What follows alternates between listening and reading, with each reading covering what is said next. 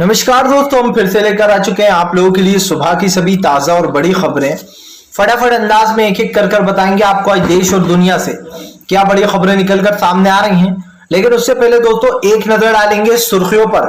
प्रधानमंत्री नरेंद्र मोदी के ऊपर गरजा असदुद्दीन ओवैसी, बोले 2024 में किसी भी तरीके से भाजपा की सरकार नहीं बनने देंगे। वहीं पर अगली बिग ब्रेकिंग में हम आपको बताएंगे दोस्तों, राहुल गांधी का केंद्र सरकार के ऊपर बड़ा हमला।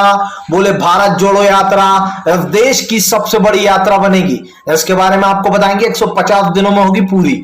वहीं पर अगली बिग ब्रेकिंग में हम आपको बताएंगे दोस्तों, जी दरअसल आपको बता दें, भारतीय जनता पार्टी के ऊपर जमकर गरजे जीतन राम मांझी। बोले फिलहाल इस देश के प्रधानमंत्री बनेंगे नीतीश कुमार, उसके बाद तेजस्वी बनेंगे बिहार के सीएम। इसके बारे में भी आपको बताएंगे। वहीं पर दोस्तों नीतीश कुमार भारतीय जनता पार्टी के ऊपर गाया में गरजे। बोले फिलहाल भारतीय जनता पार्टी को देश से हटाकर रहेंगे। इसके बारे में भी आपको बताएंगे। वहीं पर तेजस्वी यादव का भारतीय जनता पार्टी के ऊपर बड़ा हमला। बोले नीतीश कुमार जी वो करके दिखाएंगे जो देश में कोई नहीं कर पाया। जी यानी कि दोस्तों 2024 में खेल और विपक्ष को एक। इसके बारे में भी आपको बताएंगे। वहीं पर ममता बनर्जी का मोदी सरकार के ऊपर बड़ा हमला। आपको बता दे, दीदी बोली भारतीय जनता पार्टी सिर्फ जो यहां पर दिखावा करती है, इसके जो यहां पर दोस्तों बहिष्कार करो बीजेपी का। इसके बारे में भी आपको बताएंगे। वहीं पर अगली बिग ब्रेकिंग में हम आपको बताएंगे दोस्तों, स्मृति ईरानी का फूट गया भांडा। दरअसल आपको बता दें, आरटीआई के खुलासे में दोस्तों ये खुलासा हो गया कि दरअसल वो जो बार और कैफे है वो स्मृति ईरानी के पति की कंपनी से लिंक है, यानी कि उन्हीं का है।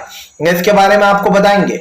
वहीं पर अगली बड़ी खबर में हम आपको बताएंगे दोस्तों, जी दरअसल आपको बता दें, नेताजी के बारे में मोदी सरकार बहुत ज्यादा बोल रही है। दरअसल दोस्तों जिस तरीके से राजपथ का नाम बदल के कत्वे पथ रख दिया गया है, इसको लेकर सियासत हो गई है। जी हाँ, विपक्ष ने जमकर बहिष्कार किया था। बताएंगे आखिरकार नेताजी को लेकर क्या करा था इंदिरा गांधी ने। तो सारी खबरें फटाफट अंदाज में देंगे, एक एक कर देंगे। फिलहाल से चलिए बढ़ते हैं सबसे पहली और सबसे बड़ी खबर की ओर। दरअसल दोस्तों आपको बता दें, असदुद्दीन ओवैसी का बीजेपी के ऊपर बड़ा हमला। बोले फिलहाल 2024 में नहीं बनने देंगे बीजेपी की सरकार, करेंगे हर मुमकिन कोशिश।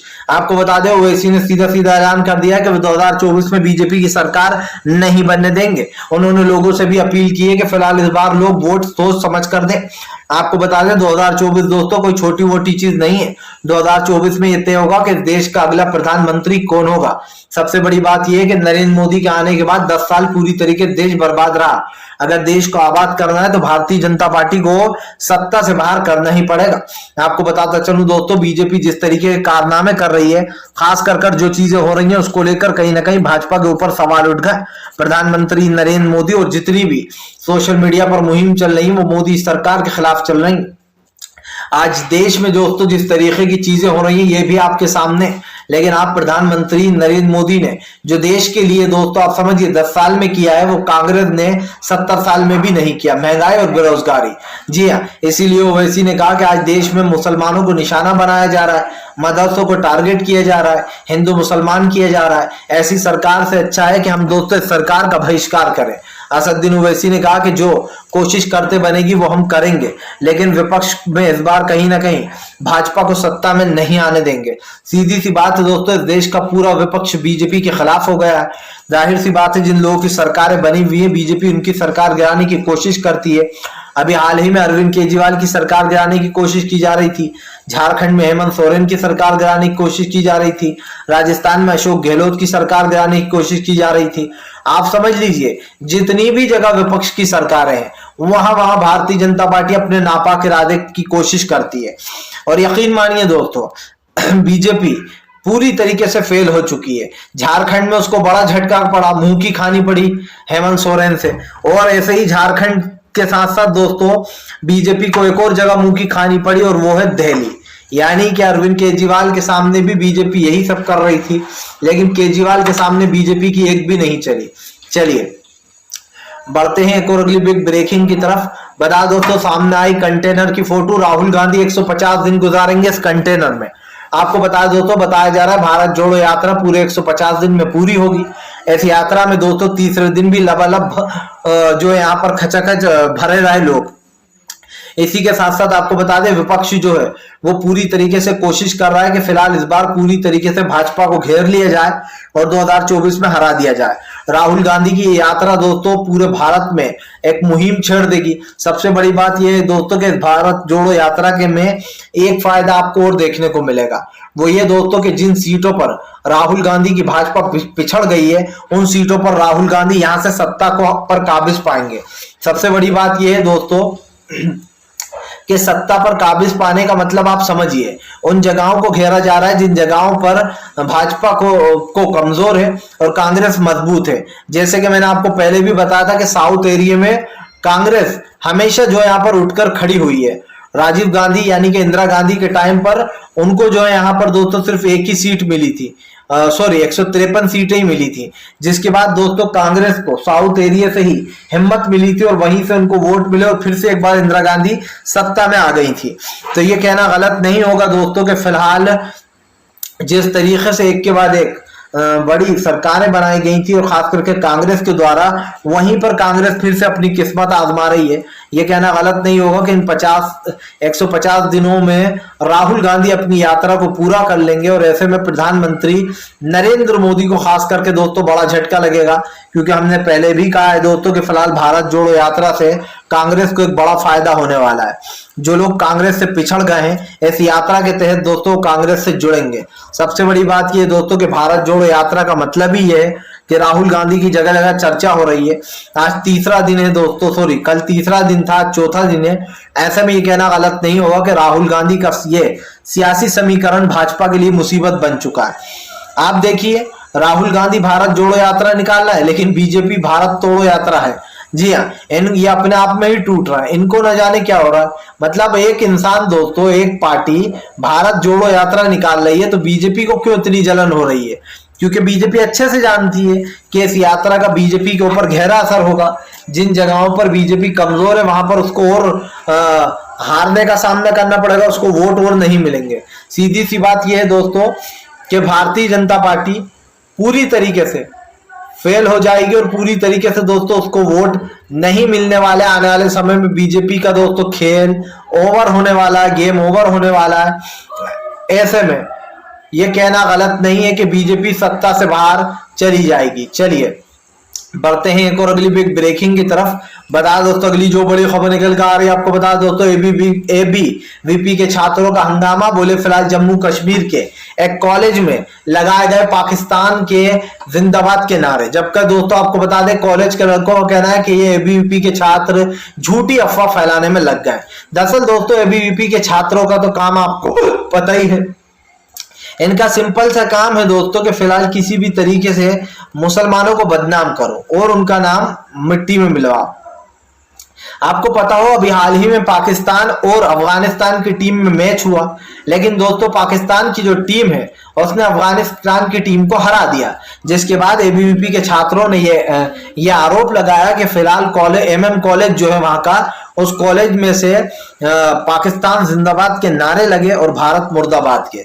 जबकि दोस्तों आप समझिए अगर ऐसे कोई नारे लगते हैं या ऐसी कोई चीज होती है तो भाई एबीवीपी के छात्रों के पास सबूत होना चाहिए दोस्तों, लेकिन इनके पास कोई सबूत नहीं है। जो लोग दोस्तों हवा में बात करते हैं, जो लोग हवा में आरोप लगाते हैं उनके ऊपर उनके पास कोई सबूत नहीं होता, और जो सच्चे लोग होते हैं उनके पास सबूत होता है। इसीलिए दोस्तों एबीवीपी के छात्र सिर्फ हवा में बात कर रहे हैं ताकि दोस्तों जम्मू के इस कॉलेज को बदनाम किया जा सके और झूठी अफवाह फैलाई जा रही है। इसी को लेकर एमएम कॉलेज के लड़कों का भी बयान आया है। उन्होंने कहा कि फिलहाल ये बात बिल्कुल झूठी है, यहाँ पर पाकिस्तान जिंदाबाद के कोई नारे नहीं लगे और ना ही जो है यहाँ पर कोई उम्मीद है। दरअसल दोस्तों आपको बता दें अगर कल पाकिस्तान हार जाता परसों तो भारत के लिए हमारे इंडिया के लिए एक उम्मीद जाग सकती थी, लेकिन दोस्तों आपको बता दें ये उम्मीद कहीं ना कहीं उम्मीद की किरण की तरह ही थी, क्योंकि लोगों को पता नहीं था कि इस मैच में क्या होना है। लेकिन दोस्तों हम जैसे कि आप लोग जानते हैं भारत में दो ही चीजें चलती हैं हमारे इंडिया में, फिल्में और क्रिकेट। सब लोग इसके दीवाने हैं और इसीलिए दोस्तों लोगों का मनोबल गिर गया जब से एशिया कप से भारत के बाहर होने की खबर आई है। लेकिन अगर दोस्तों पाकिस्तान हार जाता तो इंडिया के जीतने की उम्मीद थी। पर अब जबकि पाकिस्तान जीत गया है अफगानिस्तान से, तो इंडिया टीम जो है वो लगभग बाहर ही हो गई है इस से एशिया कप से। तो इसीलिए दोस्तों भारत के लोगों में जमकर रोष था। स्टेडियम में भी जो यहाँ पर काफी तोड़फोड़ की गई, जिसके बाद ये साबित हो गया कि फिलहाल इस वक्त भारत के रहवासी जो है, जो हमारे भारतीय क्रिकेट टीम है, और उनको लेकर कहीं ना कहीं अफसोस है दोस्तों। क्योंकि अगर इंडिया एशिया कप में आगे जाती तो लोगों को अच्छा लगता और कहीं ना कहीं मनोबल भी बढ़ता हमारे भारतीयों का। फिलहाल चलिए बढ़ते हैं एक और अगली बिग ब्रेकिंग की तरफ।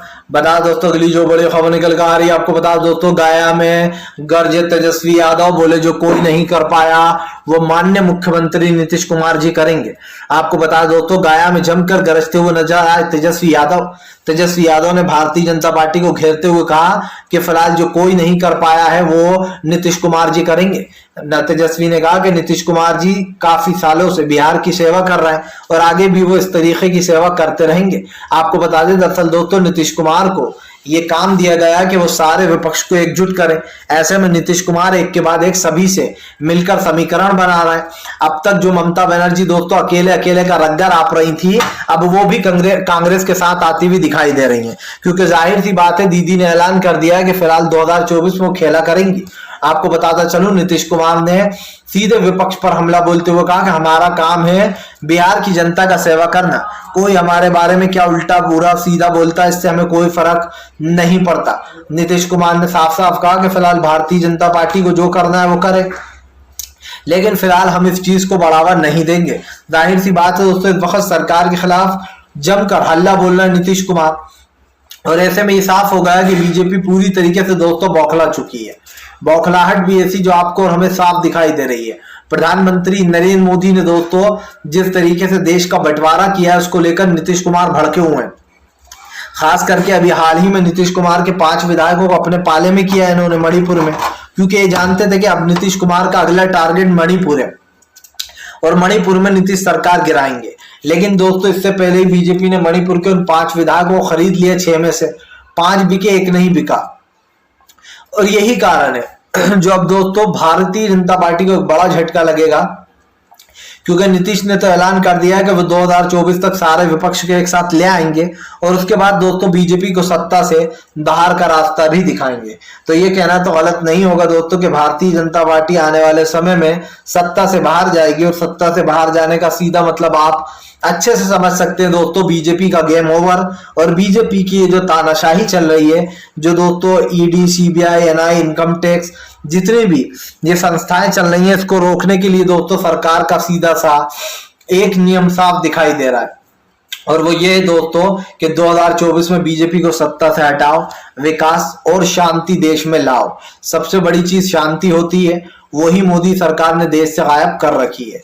चलिए बढ़ते हैं एक और अगली बिग ब्रेकिंग की तरफ। बता दोस्तों अगली जो बड़ी खबर निकल कर आ रही है, आपको बता दें ममता बनर्जी का मोदी सरकार के ऊपर बड़ा हमला। बोले फिलहाल इन भाजपाइयों पर नहीं करते हम भरोसा, करते हैं इनका विरोध।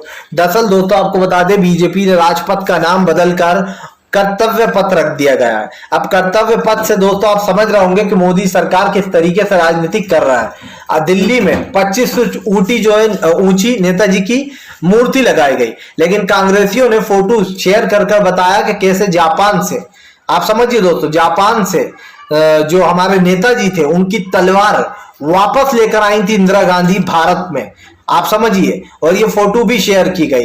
दरअसल ममता बनर्जी इस चीज से भड़क गई है कि जो मोदी सरकार राजनीति कर रही है, राजपथ का नाम बदलकर दोस्तों कर्तव्य पथ, और दोस्तों ये लोग वंशज किसके हैं, सावरकर के, आप समझिए, सावरकर और गोडसे के। जिसके बाद ममता बनर्जी ने जमकर हमला बोला। ममता बनर्जी ने यह भी कहा कि फिलहाल जिस तरीके से जिन्ना ने और सावरकर ने दोस्तों भारत छोड़ो यात्रा में उसका साथ दिया था अंग्रेजों का, और उससे ये साफ दिखाई दे रहा है दोस्तों कि फिलहाल इनकी सोच आज भी वही है। दीदी ने कहा कि फिलहाल 2024 में खेला होगा और हम खेला कर रहेंगे, इसकी शुरुआत बिहार से ही होगी। मैं आपको बताता चलूं दोस्तों इस वक्त 2024 के लिए बिहार में खेला होने वाला है, जहां पर ममता बनर्जी ने ऐलान कर दिया। दरअसल 2024 के चुनाव के लिए सारा विपक्ष एकजुट हो चुका है। ऐसे में दीदी ने भी जो है यहाँ पर विपक्ष के साथ आना ही बेहतर समझा। आपको बता दें जल्दी ही नीतीश कुमार से मुलाकात की, एक के बाद एक लोगों ने, ऐसे में ये कहना गलत नहीं होगा कि ममता बनर्जी ने अब मोदी सरकार को घेर लिया है। आपको बता दें दरअसल जिस तरीके से एक के बाद एक ममता बनर्जी के खिलाफ नोटिस जारी किए जा रहे हैं, कभी उनकी संपत्तियों को लेकर तो कभी उनके ऊपर दोस्तों ईडी के छापे, इसको लेकर ममता बनर्जी ने साफ कर दिया कि फिलहाल भारतीय जनता पार्टी जानबूझकर उनके और उनके परिवार को घेरने में लगी है, लेकिन वो डरने वाली नहीं है। यही कारण है दोस्तों जो अब इस वक्त ममता बनर्जी के ऐलान के बाद, नीतीश कुमार के ऐलान के बाद भारतीय जनता पार्टी बैकफुट पर आ रही है। लेकिन सबसे बड़ी बात यह है कि ममता बनर्जी का यह बयान भाजपा को चुप जाएगा कि नेताजी के लिए दोस्तों बीजेपी ने किया ही क्या है। आज मोदी राजनीति कर रहा है कि ये हमारी गुलामी की निशानी है, राजपथ का नाम बदलकर हम कर्तव्य पथ रखेंगे। लेकिन दोस्तों ये सिर्फ राजनीति है, नाम बदलने से क्या होता है आप बताइए, क्या वो जख्म भर जाते हैं? नहीं भरते। लेकिन सबसे बड़ी बात यह है दोस्तों कि नेताजी की सबसे करीबी इंदिरा गांधी मानी जाती थी, क्योंकि नेहरू, चाचा नेहरू के साथ बहुत ही बढ़िया संबंध रहे हैं उनके। और उन्होंने दोस्तों जब नेताजी, आप समझिए, नेताजी ने आरएसएस, जिन्ना और दोस्तों सावरकर से बोला था कि वो अंग्रेज का साथ छोड़े और इस लड़ाई में हमारा साथ दे। किससे बोला था? जिन्ना और सावरकर से। लेकिन इन दोनों ने दोस्तों अंग्रेजों का साथ दिया था, भारत का साथ देने के बजाय।